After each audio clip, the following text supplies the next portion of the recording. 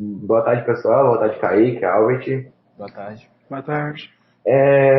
Hoje nós iremos fazer uns comentários sobre o livro A Sombra dos Barbudos, né? Eu vou falar algumas especificações do livro e dar uma leve introdução a ele. Isso. Aí, Albert. Eu irei fazer um breve resumo comentado do livro.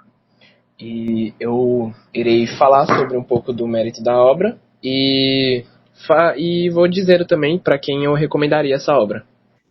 A obra A Sombra dos Barbudos, de José de Veiga, nos leva para uma cidade chamada Taitará e nos apresenta Luiz Roncari, um jovem de 16 anos que se envolve lá nas mudanças misteriosas da companhia de Baltazar. Ele tem uma narrativa envolvente. O autor mistura o cotidiano com o extraordinário. Ele cativa o leitor com a visão inocente e poética do protagonista.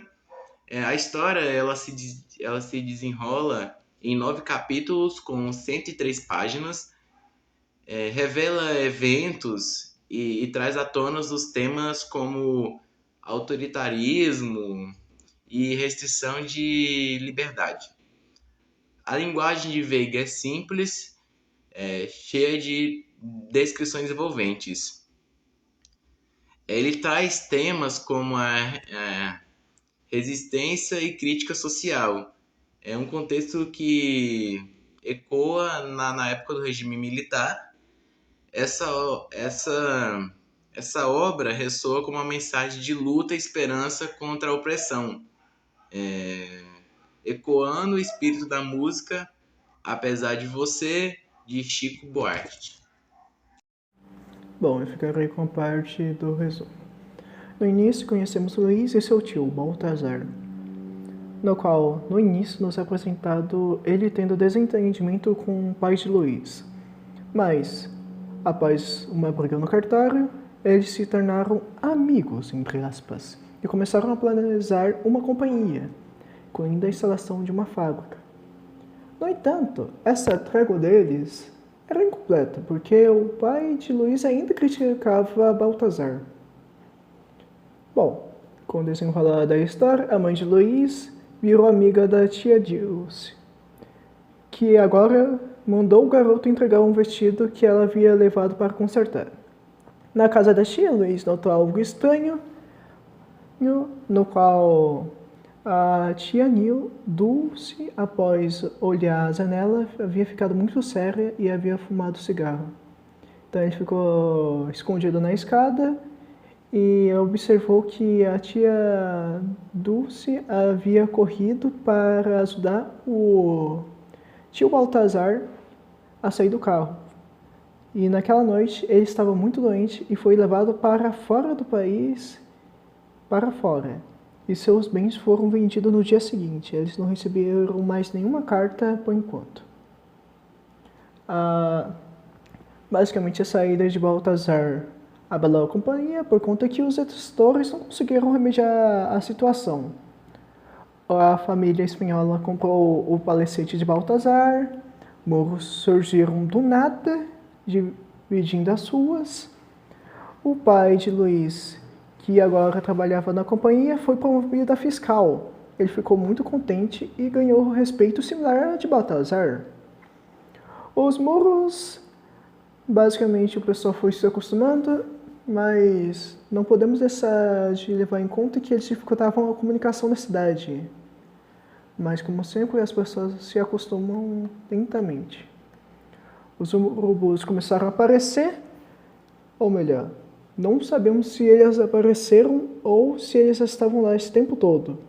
Mas, graças ao hábito do pessoal começar a olhar para cima dos muros, eles apareceram. Eles estavam invadindo casa e ferindo pessoas. Com o passar do tempo, as pessoas, novamente, se acostumaram.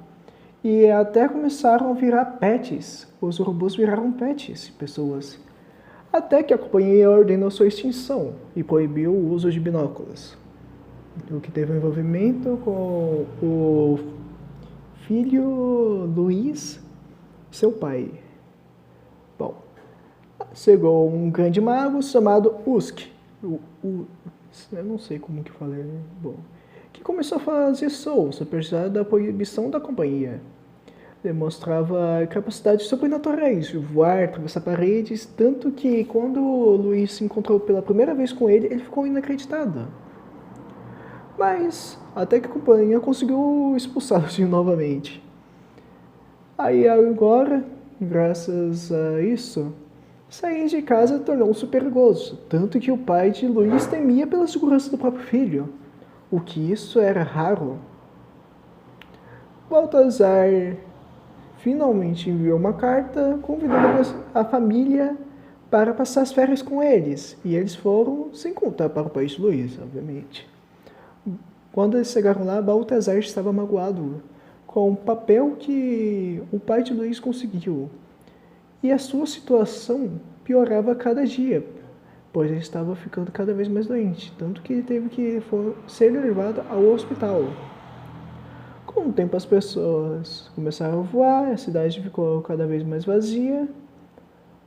O Baltazar agora estava demente e em péssimas condições. Luís, agora mais velho, trabalhava num armazém e perguntou ao professor sobre o fenômeno. O professor explicou que era uma alucinação coletiva e que estavam voando e só retornariam para a festa de Rei Barbudos. Bom, essa obra há vários aspectos que me interessaram. Por exemplo, os muros. Os muros, na minha visão, foi quando é para impedir a comunicação que ocorreu na ditadura. Os urubus eram a própria companhia, representavam a companhia. O mago era a pessoa que se fazia livre, que demonstrou um pensamento diferente, que ia contra a companhia. Eu diria que seria até músicos que antes disfarçavam na época, mas faziam canções contra a ditadura. Eu acho que é isso. Bom, de modo analógico, essa história ela passa também uma visão sobre a ditadura, como uma visão tanto quanto fantasiosa, porém realística, de como era o período que ocorreu o regime militar, como a privação de liberdade, o autoritarismo e como a repreensão causada pelos guardas e os urubus.